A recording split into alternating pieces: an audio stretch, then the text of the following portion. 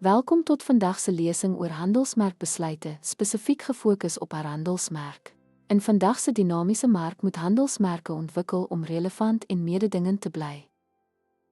Handelsmerk is meer as net 'n logo-verfrissing. Dit is 'n strategiese bemarkingsstap wat daarop gemik is om 'n handelsmerk se beeld in die gedagtes van verbruikers, beleggers en mededingers te herdefinieer.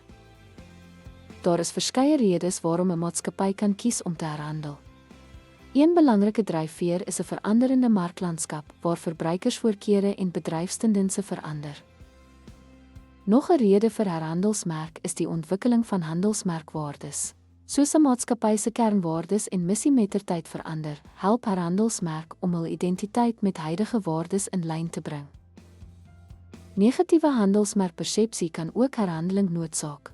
Dit stel 'n maatskappy in staat om negatiewe konnotasies af te skud en 'n nuwe begin te maak. Samesmeltings en verkrygings lei dikwels tot herhandelsmerk. Dit help om 'n verenigde identiteit te skep wat die nuwe entiteit wat deur die samesmelting of verkryging gevorm word, weerspieël. 'n Suksesvolle herhandelsmerk vereis noukeurige beplanning en uitvoering. Die eerste stap is om jou doelwitte te definieer, soos om 'n nuwe gehoor te lok of jou beeld te moderniseer. Dit is noodsaaklik om jou gehoor te ondersoek. Om hul behoeftes, voorkeure en handelsmerkverwagtinge te verstaan, sal jou nuwe handelsmerkboodskappe en posisionering beïnvloed. Die ontwikkeling van 'n nuwe handelsmerkidentiteit behels die skep van 'n nuwe logo, kleurskema, slagspreuk en algehele handelsmerkstem wat by jou teikengehoor aanklank vind. Die implementering en kommunikasie van die herhandelsmerk is noodsaaklik. Ontwikkel 'n omvattende kommunikasiestrategie om jou nuwe handelsmerkidentiteit effektief oor alle bemarkingskanale te loods.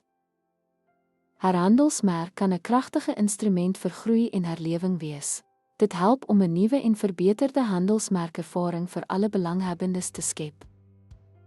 Deur die redes vir herhandelsmerk en die stappe wat betrokke is, te verstaan, kan jy handelsmerke deur hierdie strategiese transformasieproses lei.